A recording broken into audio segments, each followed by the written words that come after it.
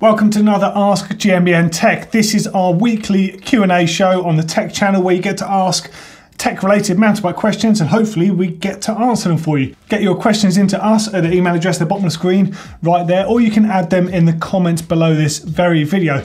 Don't forget to use the hashtag AskGMBNTech. Makes it nice and easy for us to compile all your questions for next week's show. So first up is from Lancelot_YouTube. What is much better, the RockShox Lyric or the Fox 36? Tell you what, that's a pretty good question, Lancelot. Now, over the years, RockShox and Fox have had their highs and lows, and what tends to happen is if Fox is having a really good season, RockShox doesn't tend to be quite as good, and vice versa. We've also seen this with SRAM and Shimano over the years. But at the moment, they're pretty much even knuckles, so there's only one thing to do.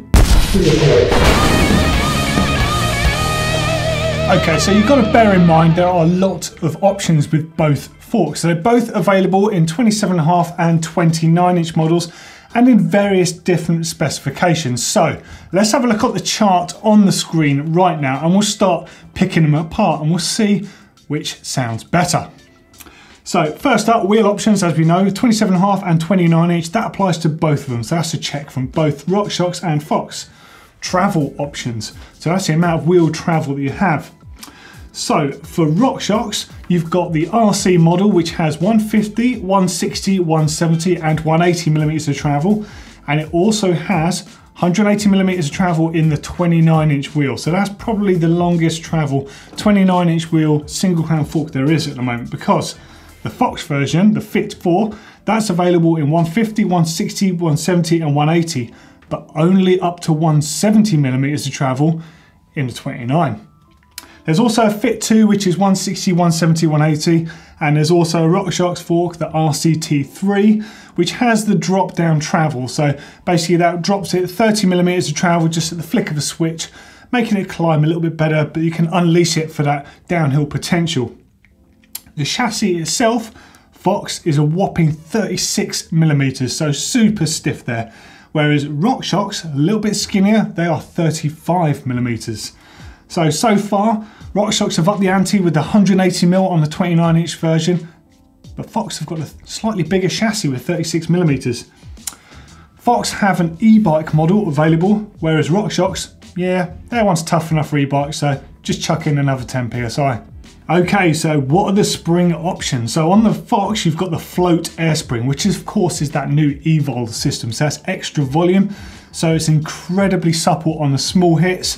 It's tunable with air volume spacers as well. On the RockShox fork, you've got the RC2 Deben air spring. So that is a similar sort of concept from RockShox. Again, incredibly supple on those small hits that require the fork to be very responsive. So what about damping control? On the Fox model, you of course have their famous Fit system. They've got the Grip 2 and they've also got the Fit 4. So the Fit 4 system is essentially their 3-position dial on the top, so an open, mid and a more locked out feeling. RockShox also have that equivalent. They call that the RCT3, similar 3-position dial. But the Fit Grip 2 is their new damper from Fox and that thing is phenomenal. But RockShox has the Charger RC2. Again, both of these dampers, they both offer high and low speed compression with externally adjustable dials. So you can really tune that fork into the way you want it to feel. But what about rebound? Okay, so the Fox has got both high and low speed external adjustment, whereas RockShox, they've just got a single adjuster that takes care of both of those. And as you've seen, both of the forks have got a lot going on. So let's take it down to the more shallower options. So colours, they both come in black. Fox comes in orange. RockShox comes in boxer red. Come on, which one of those two do you prefer? At the moment, I've actually got the orange fork on my Scott and I absolutely love it. But I've got a bit of an affinity for the RockShox boxer. When that first came out in that boxer red, that was the fastest looking fork on the market. So pretty tough call between those two. And let's have a look at the weight between the forks. Obviously, bearing in mind there's a lot of different options. So I've got the weights for the 27.5-inch model in both forks, with both of them at 160 millimeters of travel. So the Fox is weighing in at 1,956 grams and the RockShox just a little bit more at 2,020 grams. But how much do they cost? The RockShox, 989 quid, so sub 1,000, and the Fox, 1,139. So you may get a slightly lighter fork with a Fox, but it costs you quite a bit more cash. Really, at the moment, both the RockShox Lyric and the Fox 36 are both incredible, hard-hitting trail and enduro forks. They're both phenomenal. I can't emphasize that enough. If I was going to pick one right now, this second to ride, and this isn't based on which one is better, I'd pick the RockShox, probably because I've already got the Fox on another bike. But seriously, they're both phenomenal forks, and I'd love to hear from any of you that have either a Fox 36 or a RockShox Lyric or any incarnation of them. In fact, let us know what you think of them and why you think it's better than the other equivalent. Genuinely interested to hear. Whew. Okay, so next up is from DD410. I've got a Fox 36 170mm Performance Elite from 2018. Is it possible to up its travel to 180? Yes. Nice and simple. You will need a new air shaft for the internal to allow it to extend up to 180mm travel. It's a fairly easy thing if you're comfortable knowing your way around a bike to fit yourself, but if not, then book your fork in for a service and get them to change that at the same time, because they'll end up giving it a complete service in order to do that. Your fork will feel incredible. It'll obviously have a warranty on it from them fitting that component to it, and you'll have more travel, so job done. All right, next up's from Got Diced. Hey Doddy, I have a Morwood Makalu from 2012. It has a 1 1/8 headset in it, but my fork is tapered. I can't seem to figure out exactly which type of tapered bottom set I'd need. Can you help me out? Yeah, but I thought the Makalu was a downhill frame. Correct me if I'm wrong, pretty sure it is. I know a few people that had them. I guess you might have a long travel single crown fork in there. Either way, I'm 99.9% sure that that frame has a 1.5 head tube on it, and that would suggest it's got a tapered fork in there. So you've got a 1.5 bottom cup in there, and you've got a reducer cup on the top to enable the straight bit of the steerage tube to pass through. I'm just going to throw you to a really handy tool that I like to use actually. It's the Cane Creek headset finder. So on screen now, you can see me just typing in, so Morwood, selecting that. Next up, I'm selecting Makalu, year model, was it 2011 to 2013? Yep, that's the one. Tapered bottom, here we go. And you can start to see, it shows me different options for what you want. So you could have an external lower cup, you could have an internal flush fit. So definitely have a look at that, and it'll tell you the exact options of headsets you want. But helpfully, it's just a standard number that they tell you, and you can actually use that number on other headset brands. So even though that Cane Creek makes some fantastic headsets, and I completely recommend them, it doesn't mean you have to stick to them, because those codes do apply to other brand headsets on the market. I'm putting the link to that in the description below this video, so make sure you have a look on the Cane Creek headset finder. It's a really, really good tool. All right, next up is from Nick Rogers. Hi Doddy, I'm currently running Continental DeBaron tyres. They've been on my bike approximately 1 year. The tyres are made from their black chili compound. There's still plenty of tread on them, but the tyres feel less tacky on the trails. Is this normal, or is it just reduced grip due to tyre wear? Thanks. But there's a lot of different factors that can be taken into tyre performance.